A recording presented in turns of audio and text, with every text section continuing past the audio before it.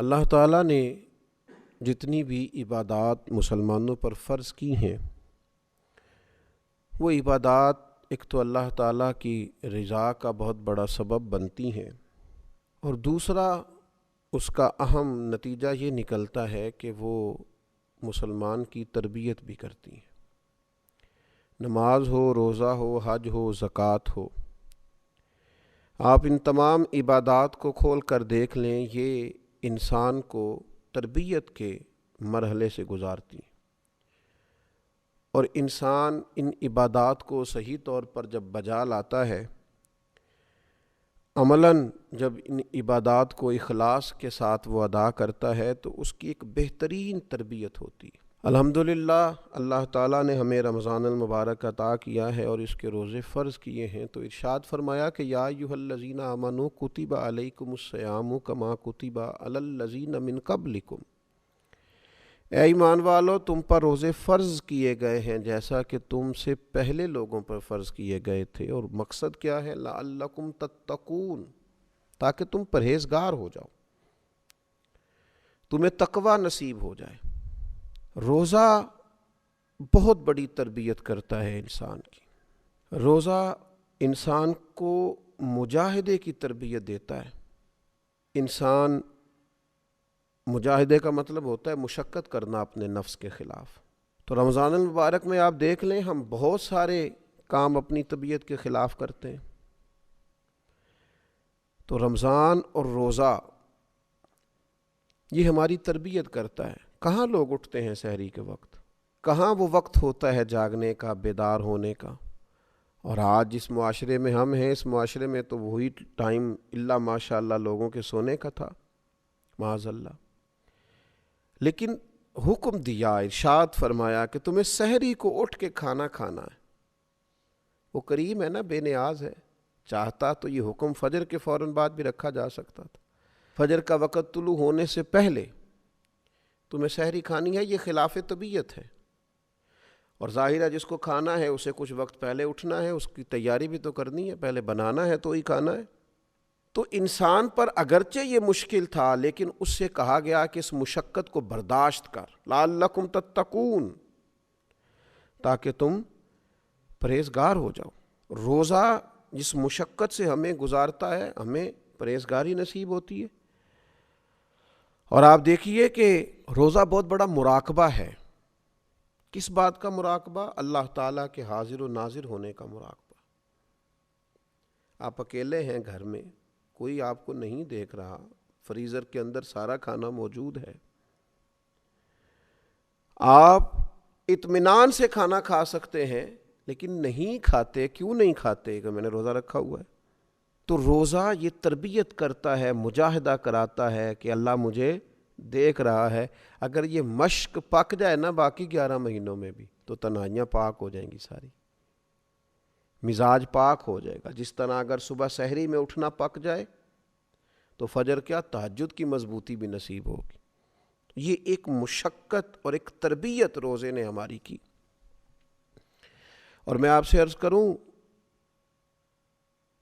کبھی اس نظریے کو پکا کے دیکھیں۔ حضرت جنید بغدادی رحمۃ اللہ علیہ فرماتے ہیں، مجھے میرے شیخ نے کہا تھا کہ بیٹا اس ذہن کو اچھی طرح پکا لو کہ میرا اللہ میرے ساتھ ہے اور میرا اللہ مجھے دیکھ رہا، اس کو پختہ کر لو۔ پھر تو یوں ہے کہ انسان کا سارا وقت ہی معیاری اور قیمتی ہو جائے گا، پھر تو وہ مسجع مکفّع شگفتہ زندگی گزارنے لگے گا۔ تو روزہ عملاً اس کی مشقت کراتا ہے۔ پھر آپ دیکھیے کہ انسان جب بھوکا رہتا ہے نا، تو اس کو روحانیت نصیب ہوتی ہے۔ نبی پاک علیہ الصلوۃ والسلام نے بہت پیٹ بھر کے کھانا کھانے کو پسند ہی نہیں فرمایا۔ اللہ کے حبیب صلی اللہ تعالیٰ علیہ وسلم فرماتے ہیں، کسی نے جو سب سے برا برتن بھرا ہے وہ پیٹ ہے۔ روزہ جو ہماری تربیت کرتا ہے، مشقت ہمیں روزے کی صورت میں جس مشقت سے گزرنا پڑتا ہے، وہ کس قدر انقلاب برپا کرتی ہے۔ ایک حدیث میں نبی پاک علیہ السلام نے فرمایا کہ شیطان آدمی کے اندر ایسے رواں دواں رہتا ہے جیسے خون، پس چاہیے کہ بھوک کے ذریعے شیطان کا رستہ روکا جائے۔ اب دیکھیں، دوسرے مقام پر حضور علیہ السلام نے نوجوانوں سے بھی فرمایا کہ یا نکاح کرو یا روزے رکھو۔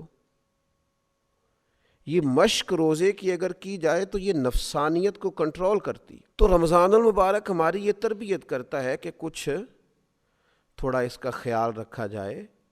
ضروری نہیں ہے کہ اگر آپ کی پہنچ میں بہت ساری حلال چیزیں ہیں تو آپ ساری کھاتے ہی جائیں اور صبح و شام آپ کھاتے ہی جائیں، اس سے بھی کئی دفعہ انسان کو بہت نقصان سے گزرنا پڑتا ہے۔ پھر روزہ ایک اور ہماری تربیت کرتا ہے، جب تک انسان بھوکا رہتا نہیں نا، اسے بھوکوں کا احساس نہیں ہوتا، غریب پروری نصیب نہیں ہوتی۔ محبت کو سمجھنا ہے تو نہ سے خود محبت کر، کنارے سے کبھی اندازہ طوفان نہیں ہوتا، بھوکا رہنے سے پتہ چلتا ہے کہ بھوک کی شدت کیا ہوتی ہے۔ بہت زیادہ کھانے رکھنے والے، بہت زیادہ مال رکھنے والے، بہت زیادہ وسعت رکھنے والے اندازہ کریں کہ ان کو پتہ ہے کہ ابھی افطار ہو جائے گا، تو پھر بھی کچھ نہ کچھ اپنی خواہشات کے خلاف انہیں مشقت کرنا پڑتی ہے، تو اس شخص کے دکھ کا بھی تو اندازہ کریں جس کے پاس کھانا موجود ہی نہیں ہے، اسے بھوک ہی بھوک کاٹنی۔ تو یہ روزہ ہماری تربیت کرتا ہے۔ اور پھر جس طرح روزے میں ہم نے کھانے پینے سے رکنا ہے نا، اسی طرح گناہوں سے بھی رکنا ہے،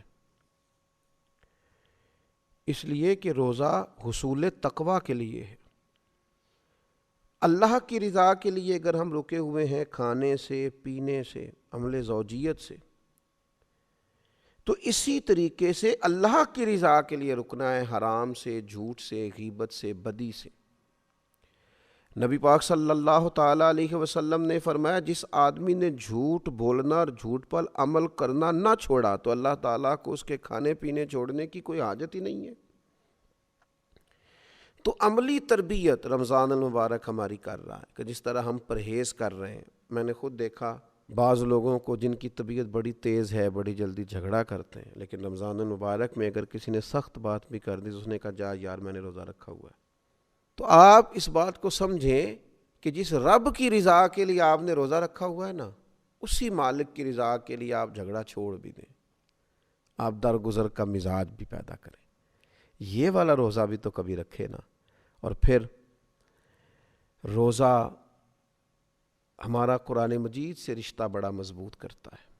آپ دیکھیے جتنا موسم بہار رمضان میں ہوتا ہے نا، تلاوت قرآن مجید کا مشق ہو رہی ہے، قرآن مجید یاد کیا جا رہا ہے، سنایا جا رہا ہے، مسلمانوں کی بڑی تعداد، بہت بڑی تعداد ذوق شوق سے تراویح میں کھڑی ہے، قرآن مجید سن رہی ہے، گھروں میں تلاوت قرآن مجید ہو رہی ہے۔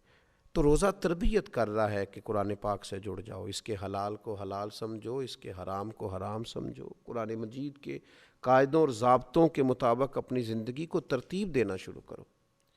پھر جب ہم آگے بڑھتے ہیں تو رمضان المبارک ہمیں پابندی اوقات کا بڑا درس دیتا ہے۔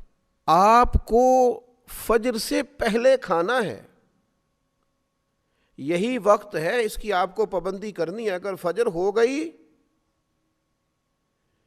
اذان ہو گئی، تو آپ ایک لقمہ اپنے گلے سے نہیں اتار سکتے، آپ پر پابندی ہے، آپ کو ٹائم دیا گیا، اسی ٹائم کے اندر آپ کریں گے یہ کام۔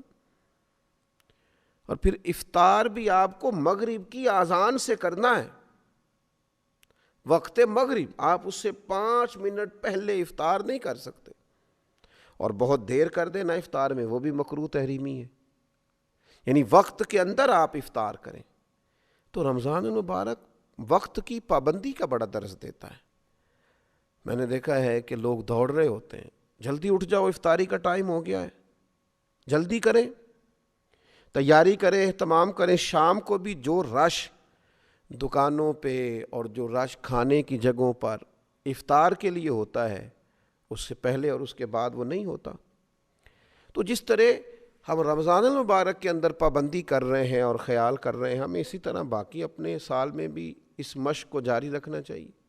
وقت پر نماز پڑھیں، اٹھ کر وقت پر اپنے سارے کام سر انجام دیں، دینی اجتماعات ہوں یا کوئی دیگر تقریبات ہوں، وقت پر شروع کریں، وقت پر اس کو ختم کریں۔ اوقات کار کی مصروفیات کی جو تربیت رمضان شریف کرتا ہے، اس تربیت کو پورے طور پر اپنی زندگی کے اندر لاگو کریں، تو یہ رمضان المبارک جو ہماری تربیت کر رہا ہے، اس تربیت کو ہمیں سمجھنا چاہیے، اور اس مہینے میں روزہ بھی رکھنا چاہیے اور اس عملی مشق سے بھی گزرنا چاہیے۔ اللہ تبارک و تعالی سمجھنے کی اور صحیح معنوں میں رمضان سے فیض یاب ہونے کی توفیق عطا فرمائے۔